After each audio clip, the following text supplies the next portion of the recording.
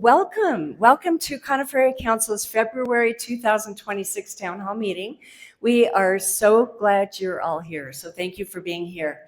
A very special thanks to Core Electric Cooperative and to Christy and Tiffany from Remax Alliance for their community support of tonight's Town Hall meeting.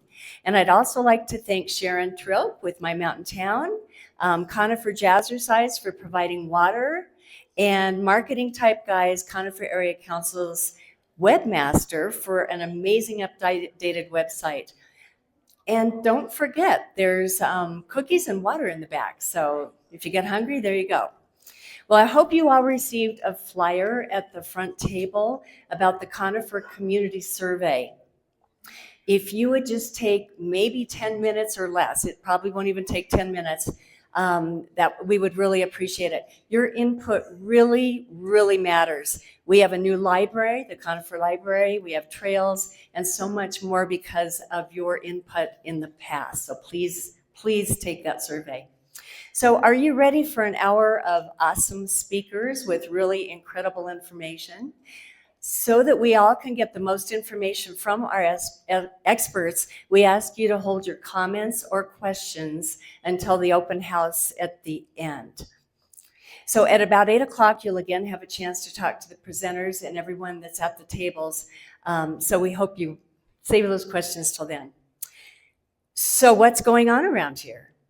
First of all, we have Beth Schneider. She's the director of the Conifer Area Chamber, and she's going to give us an update. Beth. Thank you, Shirley. Good evening, everyone. I'm excited to tell you about some of the great upcoming events that we have through the Chamber. This weekend on Saturday, we have Your New Year Wellness event, and this is for 2 hours from 10 a.m. to 12. We have 20 wellness providers who will be at Our Lady of the Pines to educate you. We have workshops every 15 minutes, as well as just booths with our wellness providers who will be able to provide information to you about the services that they have right here in Conifer. Conifer, Bailey, Evergreen, Pine. We'd love to see you. It's a great way to connect with wellness people here so you don't have to be driving down the hill for those things. We have a really exciting brand new thing that we're doing in March. It's called the Taste of 285. And so it's during spring break for Platte Canyon and Jefferson County. And we're working in collaboration with the Platte Canyon Chamber of Commerce to have a 2-week food and beverage event. It tends to be a little bit slower time for our restaurants. So we're trying to get everybody out eating and drinking locally. So I'd encourage you to check that out on our website. Or we do have some flyers back at the table in the back that you can grab if you want more information. We also want to encourage you, any of you who are photographers, please join us in our photography competition for the front of our community directory. That competition is going to be starting right now, and we'll be going into the end of March. And then you'll all have an opportunity to vote on it with our community awards. So right here we have this fabulous photo of Pikes Peak by Denise Stevenson, and we just encourage you to have the opportunity to highlight something beautiful in Conifer. And the community directory, as you know, will come out this summer. It has lots of great information as well as businesses listed in it. It's almost awards season for the Chamber. We have our annual awards celebration. First, we're going to be honoring our nominees with a really fun casino evening held at the Woodlands. And there's no actual cash gambling, so no need to worry about that. You have the opportunity to cash in all of your chips to win great prizes at the end of the evening. And then our actual awards, where we'll be honoring the award winners, is on April 23rd. And so we hope you'll keep an eye out for the opportunity to vote for that. I think that it's after, when is the next meeting for Town Hall? April 15th. Great. We'll be able to tell you all about it on April 15th.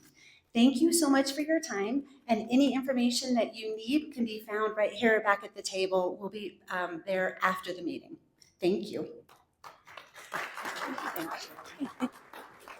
Thank you, Beth. And the chamber table is way back there. Amy's back there waving at you. Okay, so next we have Jared Johnson. Jared is the Public Services Manager at the new Conifer Library, and he's going to talk a little bit about what's going on there. Jared. Hello. I only have 3 minutes and I have 11 slides, so I'm going to try to go through this really quickly. But I wanted to show off some amazing pictures of the new space. Oh, thank you. All right, so if you didn't know, we moved over in the Safeway shopping area. So we are on the first floor of the building, right under the eye doctor and the jujitsu business. And then our staff library hours are 12 to 8 Monday, 10 to 6 Tuesday through Thursday, 10 to 5 Friday, and 12 to 5 on Sunday. And we have accessible parking. You can park right in front of the building and walk straight in. And there's plenty of spots. I don't think we've run out yet, or I hope not. This is the floor plan of the new space. I'll cover each one of these in a little bit more detail, but we have a dedicated children's, teens, adult space, as well as a study room and a meeting room. So really exciting. When you walk into the library, we have you'll see our new materials, our lucky days, our top picks for adults and kids. So you'll see that right when you walk into the space. And then we have our children's area, which features 2 computers. We also have a crafts table with some toys, a monitor for our story time program. So we hold our story times in that space as well. And we also have an art wall. And so we'll do like a little crafting passive activity for the kids. And then when we're done, we'll put up their artwork, and it's pretty cool. We also have a teen space with 2 teen computers, a marker board. We have our art wall in there, as well as comfortable seating. And I think we have some games and other interactives. This is what the teen space looks like. And then this is our reading alcove. This is part of the adult area. So we have computers, a copy, print, fax machine. We have a study pod, which is really popular. You'll see a picture of that in a second. Comfortable seating, a study room with 4 people that can fit 4 people. You can reserve it online on our website. And it also features a monitor to plug in your laptop, as well as some writable marker walls. And here's some pictures of the adult area. The meeting room, I only have 1 minute, so I'm going to be really quick, but it's one big space, but it can be divided into 2 different spaces. It has a 59 person capacity, 29 if you divide the room, but it's really cool. It has 3 monitors in it, a complete AV setup as well, 15 tables, 50 chairs, cameras, microphones, speakers, anything you could need for a meeting. So really nice. All right, and then programs. We have some upcoming programs for teens. I'm out of time. Okay, well, take a picture of this. Here's my next slide with the rest of the programs. And I also have a copy of it where if you want to see it after the presentations are over. Thank you.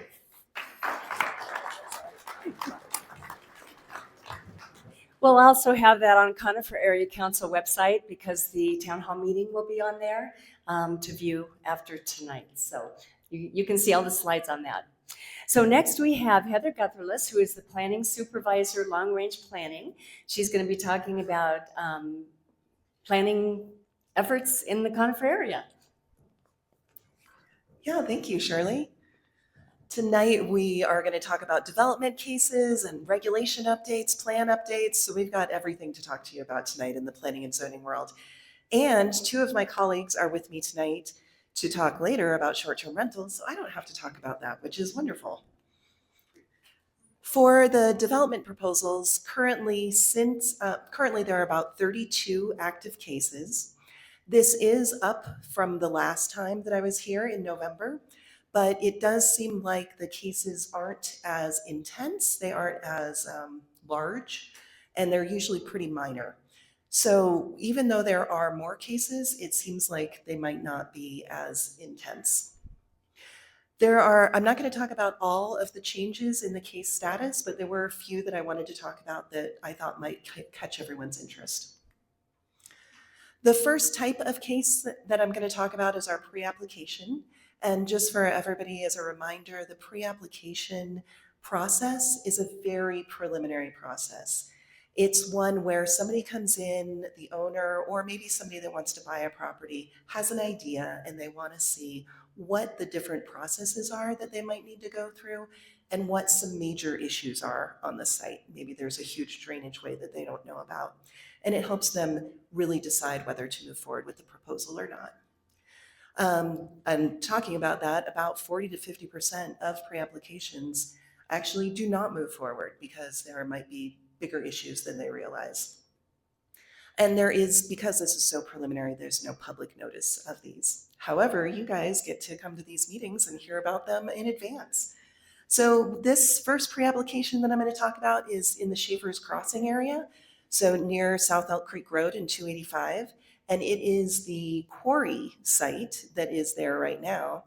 The applicant would like to rezone that property, reclaim the quarry, and then do commercial and industrial uses in this area. It's about 10 acres, and the existing plan recommends existing mineral extraction. So they do need to look at how the reclamation will impact future uses on this site. The next one might look familiar to a lot of people. This is just behind the Safeway, and it was recently going through a process for pretty intense residential development. It just recently came back and for something much less intense, where the applicant wanted to look at rezoning it from agricultural 2 to agricultural 1 to do 2 home sites and some pasture areas for livestock, and then also conserving 40 acres of the property. The next pre-application is just behind the old Safeway, under the new Staples Center. So this is just down off of 285, 73 Kitty Drive, Pleasant Park area. And this is an area that is currently vacant. And the proposal is to construct a 32,000 square foot indoor sports complex and 2 outdoor courts. And this is a different case than the last 2. It would be a site development plan. And that means that the zoning is already in place that allows this use. And so they would just need to look more at site design, specific techniques, technical issues like drainage, traffic, things like that. Talking about site development plans, next I was going to go into site development plans. We did have a few updates to rezoning cases, but all of those cases were relatively minor in nature, where people maybe wanted to rezone to adjust lot lines between 2 properties, or maybe they had split zoning, they had 2 different zone districts, and they wanted to consolidate into 1. So I wasn't going to talk about those, but if you want to talk about those, I will be over at the table later. Site development plans, like I was saying, these are cases where the uses are already in place. So somebody is already allowed to do the use that they want to do. And now we're going to look at all the technical issues. Where will the drainage go? We're going to get more in depth with traffic. We look at traffic with rezoning cases, but we go more in depth. Architecture, landscaping, lighting, we look at all of those things with our site development plans. And these are also administrative processes, so they do not go through a hearing. The first site development plan that I wanted to talk about that had an update is one that has actually been going on for several years now. The case came in, it is for a church, a new church off of 285 in the Green Valley Ranch area. It's near the Park and Ride facility that's up there. And they wanted to build a church. They came in back in 2018. They had gotten almost all the way through the process, and then they decided they wanted to change things. And so that kind of puts them back at square one again, and they needed to redo all of their reports and go back through and be reviewed. So that's what they're doing now, and they're in their 4th referral. The next and last case that I was going to talk about tonight is another site development plan. It's in the Aspen Park area, and it's also a church. This one is an existing church that wants to expand, and they want to do a 2,100 square foot expansion to the existing church. And for that one, that is in the first referral comment period. So now that I'm wrapped up with cases, I wanted to talk about some regulations and plan updates that are upcoming. First, next week, the Planning Commission is going to be hearing the Wildland Urban Interface Code regulations. And this is part of kind of our first part of regulations where we need to comply with a state model code that has been put out. And so we are updating our regulations to comply with that. We do plan on coming back at a later date to do additional wildfire regulation updates, but at this point, we're concentrating on meeting those state code requirements. So like I was saying, next week, next Wednesday, Planning Commission will hear this. And then on March 10th, the Board of County Commissioners will hear the regulation updates as well. Both of those hearings are hybrid, so you can come either virtually or in person, and that information is up on the screen. We have to get these adopted per state statute by April 1st, and then do implementation by July 1st. And then the last thing that I wanted to talk about is our comprehensive plan. We have been going through the Together Jeffco process, updated transportation plan, wildfire plan, evacuation plan. We are at this point tentatively still, but we're pretty sure we're going to have our Planning Commission hearing on April 8th. So this is pretty exciting. The comprehensive plan is our guide for future development, and this will be throughout the county. So not just the Conifer area, but throughout the entire county. And just to let you know, the Planning Commission is the final decision maker on our comprehensive plans because it is an advisory document. It will not go to the Board of County Commissioners. So that is all I have. And I had a slide about short-term rentals, but I don't need to talk about that. So I'll let the other gentlemen that are with me talk about it tonight. Thank you.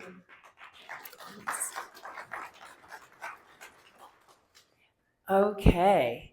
Thank you, Heather. We really appreciate that. So next we have Senator Mark Baisley, who's going to give us a little bit of a legislative update. Mark. That happened sooner than I thought. Sorry. Well, good evening, everybody. I'm Mark Baisley. I'm your state senator. At least I get the south half of Jefferson County. So we have a continuing matter going on left over from last year, and that is a budget deficit. I was almost going to say crisis. It kind of is, but I think we just have a spending crisis as our biggest issue. People keep coming up with new ways of spending money, and so it's we'll have to figure that out this year. I'm going to present to you or tell you about two bills, and if I have time, I'll tell you about a third one, but two that are specific to, at least directed at the school district in Jefferson County. So I will meet with the school board for the third time since Thanksgiving tomorrow morning. So I am working with them and working out all these details. So the matter is the sexual misconduct that has happened in Jefferson County, seemingly more than most districts in the state. So the two issues are, one bill is to create a registry for folks who have been terminated or asked to leave from employment at a school district. And so that registry will be maintained by the school board, school districts, the Board of Education for the state, so that we prevent what has been happening where an employee gets pushed out because of misconduct and then just shows up as a new employee at another unsuspecting school district. So we want to stop that. We want to get such folks out of that environment, let them go make a living somewhere else. And then the other one is really for you guys more than anything else, is to try to improve your voice, get a stronger voice on electing the school board. So the Jefferson County School District covers the entire county. It's a very big school district. It's just slightly behind the biggest one, Denver, of course.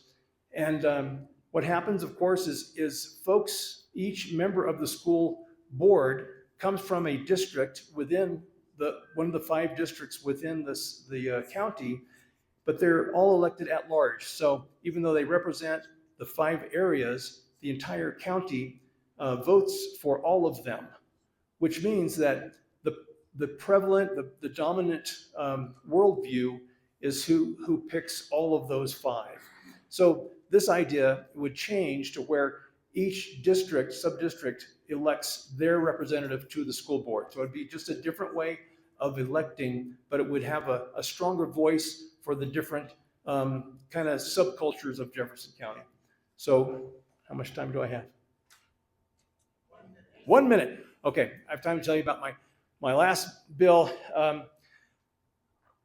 Anybody else like me out there that has a friend who got arrested? Not me, but got arrested because they got pulled over for something minor, traffic incident, and then the law enforcement officer says, you know, I'm really sorry, but I also have to arrest you. I don't write you the ticket, but you have an outstanding warrant from you missed a court date or something. I have two friends that happened with them. One of them had no clue that he had this outstanding warrant from like 8 years before and down in El Paso County, and this happened in Douglas County. And anyway, so this would be a study. I've been talking with law enforcement about this, and what I would like for this to be a possibility is that the law enforcement officer gives them the option, say, listen, rather than take you in, if you can take care of this by going to your iPhone or your cell phone, whatever, and then paying for that and then fees and whatever else, then you're on your way. So there's some objection to law enforcement doesn't want to be bill collectors, and I get that, but I'd like to not have people get arrested when it's a minor traffic matter. So that's it. Thank you all. Have a good night. Thank you. Mark will be available afterwards for you to talk to. So as you know, short-term rentals, also known as VRBOs or VRBOs or Airbnbs, have become extremely popular, with over 700 of them in unincorporated Jeffco alone. Planning and zoning realized new regulations needed to be put in place. And so Russ Clark, planning manager, is going to be talking about short-term rentals and the new regulations. Russ. Thank you. All right, so a lot to cover in 15 minutes. I'll do my best. I didn't practice. I could run long. I do that, and then I'll get cut off. Because this is a tight ship. I mean, you're serious. All right. Absolutely. So a little bit of background. We've had old regulations for short-term rentals for over a decade. They were created at a time when it looked like the Airbnb industry was going to go to the right, and it went a hard left, and our regulations did not fit how things happened in reality. They required a minimum of 1 acre lot size, certain zone districts, public hearings. It was kind of a mess. In the 12-ish years we had those regulations, maybe longer than that, we had a total of 55 properties go through that process for all of Jefferson County. By way of comparison, we know there's like 500 and some out there, maybe 600. So we needed to do something. It took 5 years to get through this update process. It's completed. So now we're going to walk through what's in place now. So right now, the way you can get a short-term rental depends on a few different things. The first is there's not a zoning regulation requirement or a zone district that you can be in. It's a type of structure, a single-family detached structure, a single-family attached structure. It could be a townhome, could be a duplex, or an accessory dwelling unit. You can't get a short-term rental for an RV, for a tent, for a yurt, for a shed out back. You do have to be within a fire protection district. Oddly enough, there are a few properties around Arvada that are not within a fire protection district. And you do have to take access directly from a county-maintained road, or the private road has to be built to the standards for private roads by the Transportation Design and Construction Manual. Another big rule here is we've got two different spacing requirements or standards for short-term rentals. The first one is the short-term rental. The property has to be at least 750 feet away from another property that's used for a short-term rental. And for each fire protection district, no more than 1% of those residences per fire protection district can be used for a short-term rental. That's kind of a limiting factor, but it's done on purpose to try to spread out that demand here. The next thing to keep in mind is there's two types of short-term rentals. Instead of just lumping them all together, We've got primary residence short-term rentals. That's the home that you live in for at least 9 months out of every calendar year. That's your primary residence. Then secondly is an investment property. That's a home that's not where you live for at least 9 months of every calendar year. The rules are a little bit different in that if it's your primary residence that you're renting out, you don't have to have that 750 foot of separation, and you don't count against the 1% cap. The logic behind that is that's your home, that's where you live. You will be mitigating those impacts because it's your home. The occupancy limits will depend on a number of different factors. If your house is on a septic system, the amount of septic capacity based on your septic permit might be the limiting factor. Otherwise, it's 2 per bedroom with a maximum of 10 total, no matter how many bedrooms you have. Right now, or the previous regulations, it was based on septic capacity or number of bedrooms, but you couldn't have more than 5 bedrooms in a home to be a short-term rental. If the short-term rental is an accessory dwelling unit, then the cap is based on the accessory dwelling unit standards of no more than 2 bedrooms, 3 persons maximum occupancy for a short-term rental. So a 1-bedroom short-term or ADU could have 2, a 2-bedroom ADU could have 3. Next, some of the standards that are in place. There's requirement to have smoke detectors, carbon monoxide detectors, and fire extinguishers. These are spelled out in the regulations of they have to be UL listed. They can't be TEMU knockoffs. For the outdoor rules, there is no wood or charcoal burning allowed for a short-term rental, and all gas fireplaces and fire pits and grills have to have a timer to turn them off. And you do have to be notifying all the renters of any fire restrictions at the time that they come to get the rental. Also, in the mountain areas, all trash receptacles that are used have to be bear resistant, and noise standards apply per the standard noise abatement policy of Jefferson County.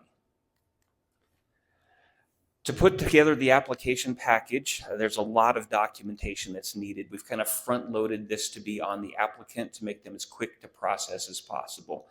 Under the old regulations, it was not unusual for an application to take 3, 4, 5 months to get through the process. We're trying to get these done much faster, and that means more of the burden is put on the applicant at the start. There is an application form. It's available on our website. If you go to planning.jeffco.us, there's a box there for short-term rentals that has all this information there and some good guides as well. So an application form, on that application form, there's a long list of conditions and rules that you have to initial to say that you understand those rules.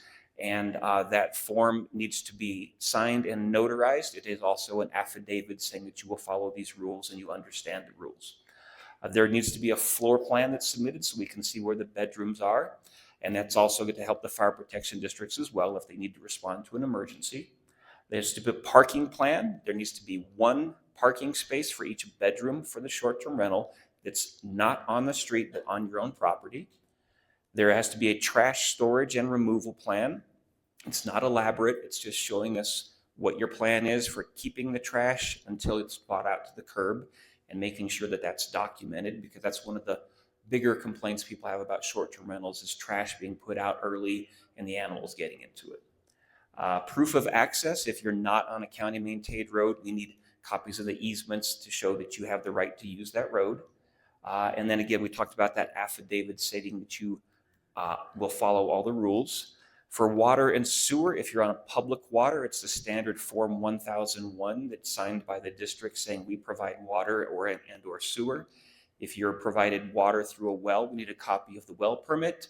And for the septic system, it needs to be the original OWTS or septic system so we can see when it was installed and what the capacity was.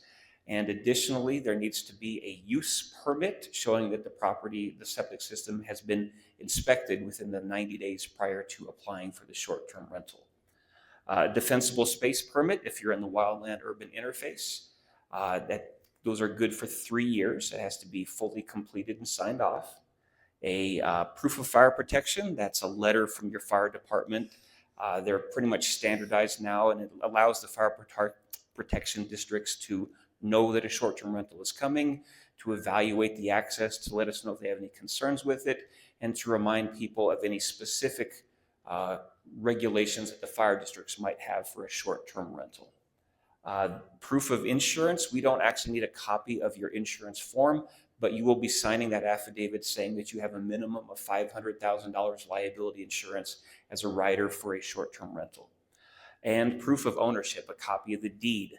The thing about deeds, there's lots of different types of deeds. A deed of trust is not actually a deed.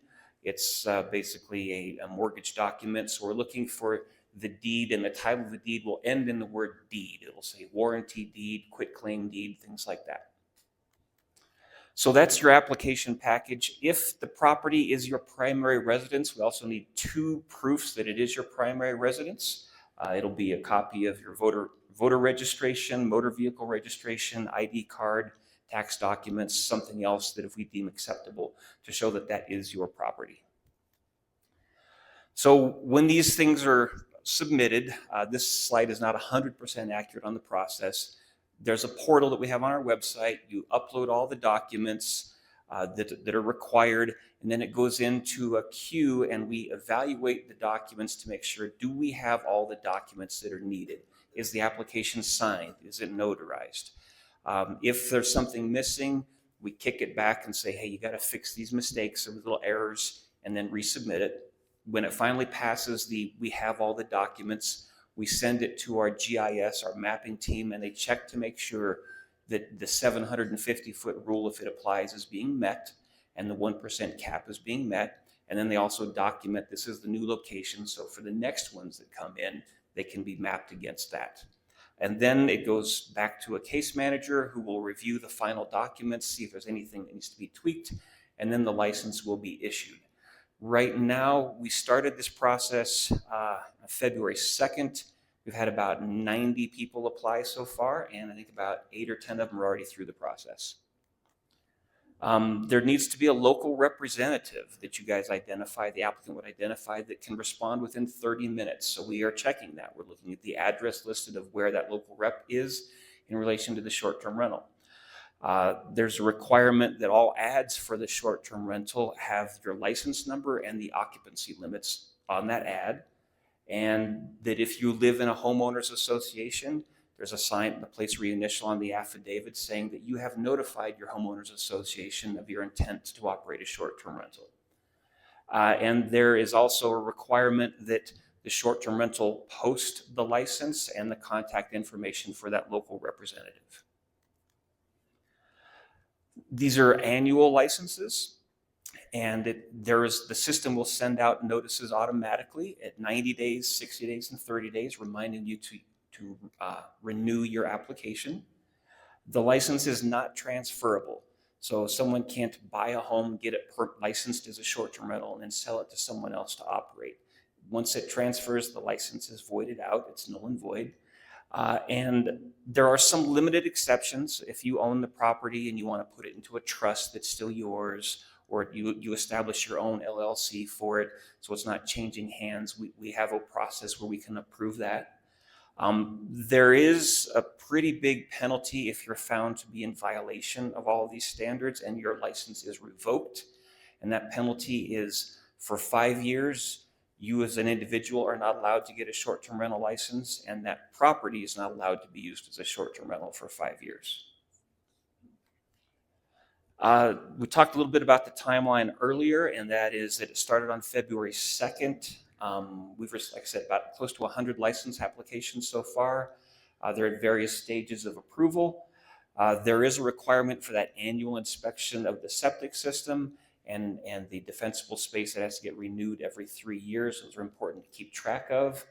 And if you go to our website, planning.jeffco.us, there's a button right in the center, short-term rentals. You click on that and it has the application document, it has guides, it has the handouts that we give to people to put in their properties. Just a lot of information on that website. And I probably went faster than I needed to. So at this point then, I will turn it over to Jeremy ahead of schedule. Sorry for talking so fast. I was panicked. But I'll be sitting over here being able to answer questions you have.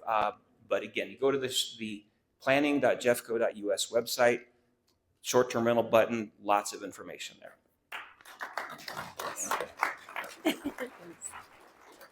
So if there is a violation, this is the guy you get to talk to. So Jeremy Cohen. So for zoning violations, especially related to the short-term rental process, it's basically several different ways to go about it. The first thing we want you to do is to reach out to the host if there's a problem. If there's a party going on, there's loose dogs, the trash is being done, the first step should be to reach out to that host and say, what's going on? Why is this happening? Hopefully they can get that fixed. Pretty soon we're going to be rolling out a hotline where you can also, if you're not getting a response from the host, you can contact that hotline, give that complaint in there, and we will be sending out that the host will send out the letters to them saying, you've got to correct this. If that doesn't work, then we can get involved and we can actually issue zoning violations and move forward on revoking the permits and things of that nature. In most cases with zoning violations, we're complaint-based, but because this is a new program, we're actually being a little proactive on this.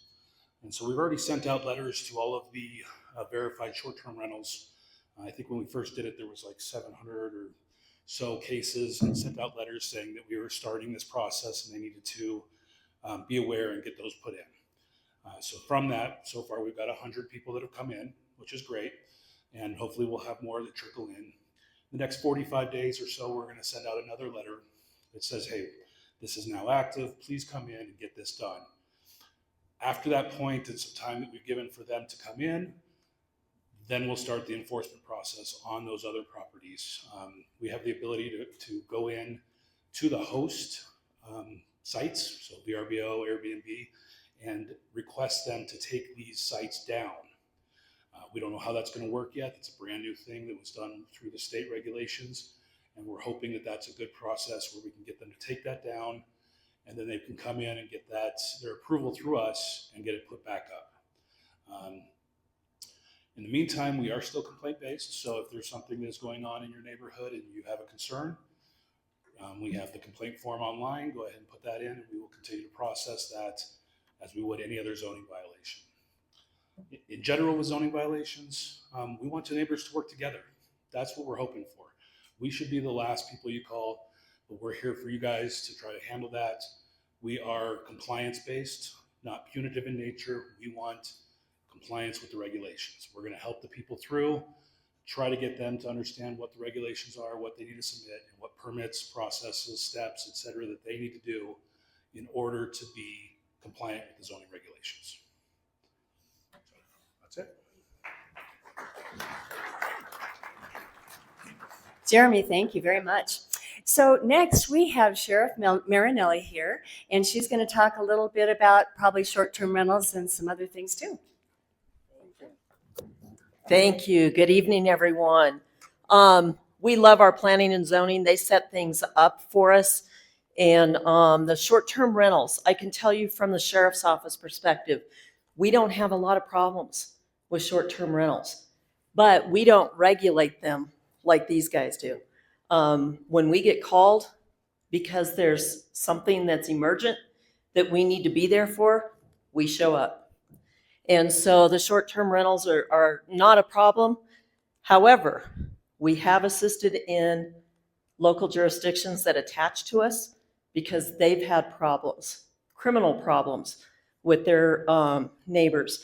And your last slide about being a good neighbor. First of all, thank you guys for what you do, for setting these meetings up, because we can't do our job without the input from you guys as our citizens. I do want to talk a little bit about what's happened this last year, the last 5.5 months. We've had a rough 5.5 months up here in our mountain communities. I know Rep. Story is not here tonight. If she was here tonight, she would talk about a bill that her and I have been working diligently on based on the Evergreen High School shooting. So I just want to touch on that for a tiny bit. The bill that we have written that is going to be introduced. It was supposed to be introduced this week. It'll be introduced next week. It has to do with search warrants and social media platforms. And we are asking legislature to put a law into effect that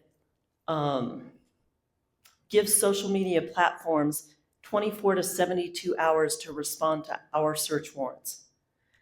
Right now, the state of Colorado allows 35 days to answer a search warrant that we or the FBI were to turn in. The problem with that arose during the Evergreen High School shooting, that there was a threat made by somebody. It happened to be our shooter. That threat was made and observed by the Anti-Defamation League of New York. They then turned it into the FBI in New York. They did not have any idea where it was going to occur, where that threat was being made. The FBI immediately stepped on it and turned in a search warrant for the IP address of the person making the threat on social media.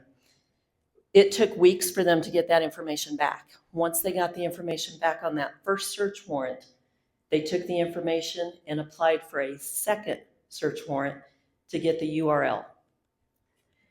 Once they got that information back, they had to apply for a third search warrant. That third search warrant then gives the person's identity as far as their email address, and in all hopes and most likely will also give a home address as to the person making that threat. They went through all of that. Now, Colorado has 35-day limit. 3 search warrants, 35 days each. That's over 100 days. That threat came in the beginning of July. They were able to obtain our shooter's home address after the shooting occurred. We as law enforcement did not have the opportunity to step in and try to stop that threat because of that lengthy amount of time it took for all of those search warrants. So when I found that out, which was about 48 hours after the shooting was over, I then got with DA Michael Doherty out of Boulder, because he and I have worked together in the past and had a working relationship. And he and I talked about and discussed what needed to happen. At that point in time, I reached out to Representative Story. And she was willing to take it on. And we have been working diligently with her and also with Senator Cutter to get state law changed. There's another aspect to this, because if we don't change federal law, it's not going to do us a lot of good as one state. And so we then reached out to Congresswoman Brittany Pedersen. And Congresswoman Pedersen is going to be running the federal law to change it for the entire country. And so, thank you. It should have been done a long time ago. However, it did not really come to light until we experienced it with that Evergreen High School shooting. And so things need to change. And, you know, as Senator Baisley already mentioned too, there are times technology is flowing very quickly. So some of the laws that we have in effect today have not kept up with technology. So I like to say that we have flaws in our laws. And when we notice those flaws, it's our duty, everybody's duty, but primarily me in my position and our state representatives and senators, to take those flaws that we notice and take action on them to change it, to keep up with the times of society and what we're experiencing. So those are things that are coming to light. I know if Rep. Story was here, I'm sure she would have talked about this bill, but she is working diligently. Oh, she's here. She just waved at me. So I will let her talk more, but I just took it all. So I apologize for that. And lastly, let's talk about fire mitigation. And I'm only going to mention it for a split second before the little timer thing comes up. Honestly, if I knew how to do a rain dance, I would make every one of you stand up right now and do it. The lack of moisture is something that does keep me up at night. And so We are working diligently to make sure that our fire mitigation teams, that thank the county commissioners for giving us 37 more staff members to that team. We are still in the process of hiring them. We've got about half of them hired now, but we are working to make sure that we keep you guys up here especially safe from the fire dangers.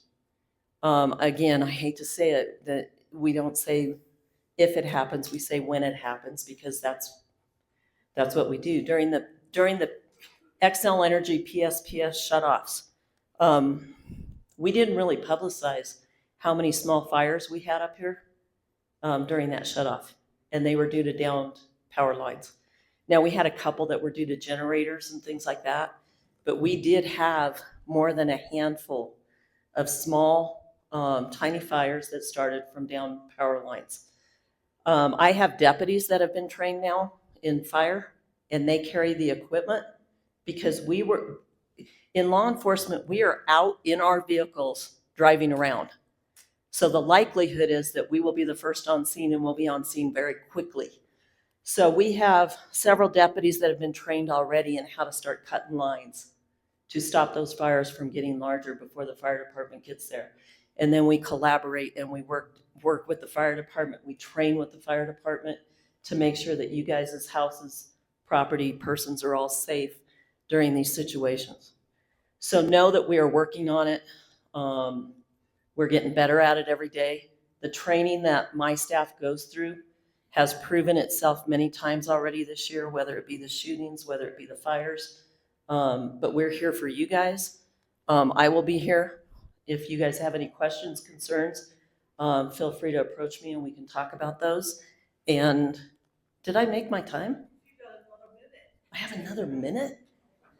Well, let's all get up and do that rain dance. All right, I will go ahead and turn it over. Thank you. Thank you, Reggie. That was a first, right? And yes, Representative Tammy Story is here. She had another commitment tonight, but she is here now. And she is next to talk a little bit about what Sheriff Marinelli already talked about, and maybe some other things. Tammy. Thanks very much. Good evening, everyone. I'm Tammy Story. I'm the state representative for House District 25. Just for a reminder, the House District 25 boundaries are the foothills of Jefferson County south of I-70, and then also a portion of unincorporated Littleton around the Chatfield High School articulation area. I was elected to the Senate in 2018 and served a 4-year term there, and then ran for the House in 2020 and again in 2022. And we are on 2-year terms in the House. And so I'm running for re-election again. I was going to talk primarily about the Evergreen school shooting and the cause for running a bill. It sounds like you've heard a little bit. I'll cover just briefly. Just so you know, I have lived here up in the foothills in this area, Conifer and Evergreen, for 39 years. You and the Evergreen community are my neighbors. You're the community that I represent. It's where my kids were born and raised, and they graduated from Conifer High School. This is my home, just like it is yours. And so when the Evergreen High School shooting occurred, it impacted me, just like any of you, whether you have, well, maybe not as deeply as the folks that are at Evergreen High School, the students and the staff there, but as a community, I think it impacts all of us. And because we know so many people that are tied to the schools. We know employees, we know students, we have grandkids there, we have neighbor kids that go there. And up here, well, across the county of Jefferson County, Jefferson County Public Schools is the largest employer in Jefferson County. So many of us really do have very close ties to the school system. The fact that a search warrant process ensued prior to the Evergreen High School shooting back in July, and that process concluded and that information was delivered to the sheriff 2 days after the shooting occurred was absolutely mortifying. Because had that information been shared in a more timely fashion, there could have been time to interrupt what unfolded. And the shooting that happened about a week ago in Bergen Park at the medical clinic was a huge trigger for the Evergreen High School community. I have been in touch with numbers of people, students as well as staff that work there, and I checked in with some of them, and they were shocked at how that was a real trigger for them. And it kind of set them back, even though the shooting at Evergreen High School was 5 months ago. And the thought that we could have the potential in passing this bill where similar circumstances might unfold right here in the state of Colorado, that we could actually have an opportunity to intervene, not us, but law enforcement, to intervene and disrupt or interrupt some plans means that an entire community in the future may not have to go through what Evergreen High School's been through. And so this bill is really, really important. So I would just say to any of you, all of you who have feelings about what unfolded and can see the benefit in having this policy pass so that we can shorten dramatically the turnaround time, the response time on search warrants that are submitted to social media companies, and that they would have a duty to report when they see something or are reported something by a user or someone else, that there is a post that is concerning and that can reach local law enforcement. This is a game changer. And so if you have feelings about that and would be willing and interested in testifying when we go to committee in a few weeks, would love to have you. I'll hang around afterwards to be available if anybody wants to come chat and share some contact information, and I can get more information to you about what we're doing. But thanks so much for being here. I appreciate this community very much, and happy to chat about other topics as they come up. Thanks so much. Thank you, Tammy. So last we have our Commissioner, County Commissioner Leslie Dalkemper, and she will be giving a county update, I think. Here you go. Because we do have topics left to share. Believe it or not, there's even more to cover. Hi, everyone. I'm Jeffco Commissioner Leslie Dalkemper, and I serve on the Board of County Commissioners alongside Andy Kerr and Rachel Zenzinger, and we're proud to represent you on the Board of County Commissioners.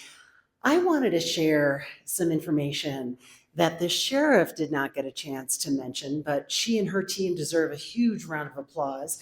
They secured a $9.6 million federal grant to help us with our wildfire resiliency efforts. So big shout out to Sheriff.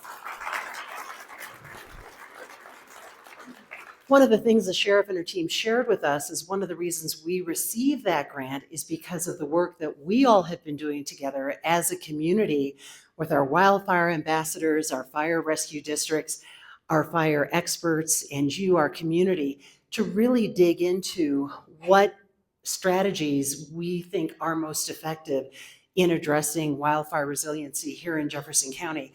And you know, there's no one silver bullet. It's really about making sure we're focusing on multiple strategies, from community education, as our community ambassadors, wildfire ambassadors know so well, to looking at issues around mitigation, right-of-way mitigation, as well as evacuation, and so much more. So we're very excited about that grant.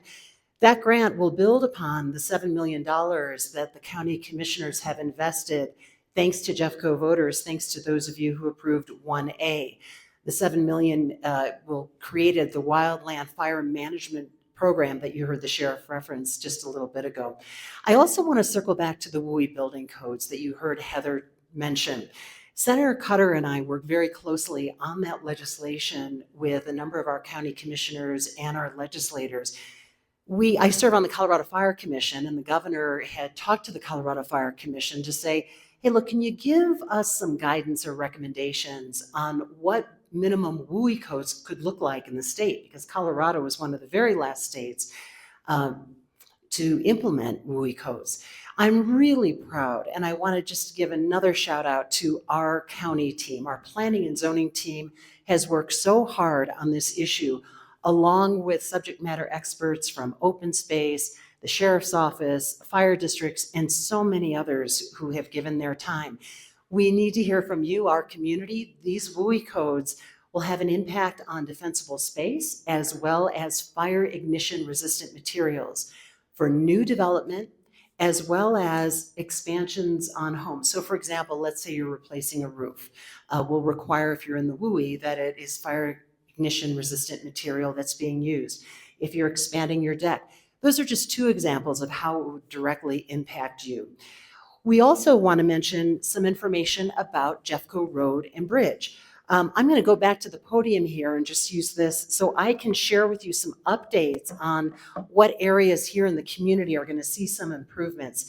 Again, thanks to voter-approved 1A funding and the partial reinstatement of the road and bridge mill levy, the county was able to shift some in-house resurfacing work to the mountain area, and we're very excited about that. It's a more cost-effective approach, allowing us to move several mountain road projects forward while mill levy funding focused on higher volume urban roads. So here are some of the projects we're working on. In Conifer in 25, just last year, we completed resurfacing on Barkley Road from 73 to Conifer Road. We also installed an enhanced pedestrian crossing near Highway 285, supported by Jeffco Open Space Trails and partnership funding. Looking ahead to the summer of 2025, we plan to resurface North Turkey Creek Road from 285 to 73, including culvert replacements. Those are really important, as you know, for the stability of our roads. Richmond Hill Road south of 285, about 4 miles. Shadow Mountain Drive west of 73, also about 4.5 miles. And South Doubleheader Ranch Road and nearby local roads. We're also exploring roundabout designs at 73 in Barkley, which is our top priority, as well as 73 and Conifer High School, with funding opportunities and potential design work beginning in 2026. Thank you, Angela. I see I've got 1 minute left. And these improvements are aimed at increasing safety, traffic flow, and long-term maintenance costs. Great work on that front. Thanks to our Road and Bridge team for their work on this. In closing, 2 quick lightning round items, actually 3. Conifer Area Chamber of Commerce, huge congrats on your 50th anniversary. The Board of County Commissioners formally recognized this milestone at our public hearing, and thanks so much, Beth, to you and others for showing up and being part of that recognition. We also want to encourage you to apply for a county board or commission, budgeting, community corrections, housing, open space. Applications are due on February 20th. Go to jeffco.us to apply. And finally, I want to personally invite you to join the Board of County Commissioners virtual town hall. That will be tomorrow from 6 to 7. It is online. You can also pre-register at jeffco.us. You can even submit a pre-recorded question, or you can call us live. If you need to contact us, you can email us at commish, COMMISH, @jeffco.us. Thanks so much, everyone. Great to see you tonight. Thank you, Leslie. Okay, before we go, first of all, there will be a link available tomorrow for you to watch the meeting again, or for all of your friends and neighbors to watch it for the first time. I'd like to thank all of our speakers, everybody at tables and everything tonight, and I hope that you all stick around to talk to all of them. We have, in addition to our speakers, we have Jake and Brady wildlife officers with Colorado Parks and Wildlife. They're here to talk to you about mountain lions and other wildlife. There have been, quite a few people talking about that lately. Alicia Doran is here. She spoke at our November meeting about mountain pine beetles. She is the program manager with Jeffco Parks and Open Space. So definitely talk to her because mountain pine beetle is a huge problem right now. The Conifer Rotary Club is back here, and they have information about evacuation routes, the home insurance crisis, and CDOT's Highway 285 10-year plan. So lots of information. Please go back there to talk to them. And then the Conifer Area Chamber of Commerce, of course, is here, and they have lots of information over there. So I want to put a plug in for the survey. Each of you have information on that. Please go to our website, use the QR code, get that survey done. It takes less than 10 minutes and it makes such an impact. And then please leave your phone number and email in the back if you'd like to get more information about community surveys, town hall meetings. I'd like to thank again Core Electric Cooperative and Christy and Tiffany from Remax Alliance for their community support tonight. And the next town hall meeting is Wednesday, April 15th. We're going to be we'll have speakers talking about wildfire preparedness, mitigation, and recovery, and so much more. And hopefully we get 7 feet of snow before then because, wow, it's dry. So be careful out there. Please stick around and talk to all of our speakers and everybody at the tables. Thank you so much for being here.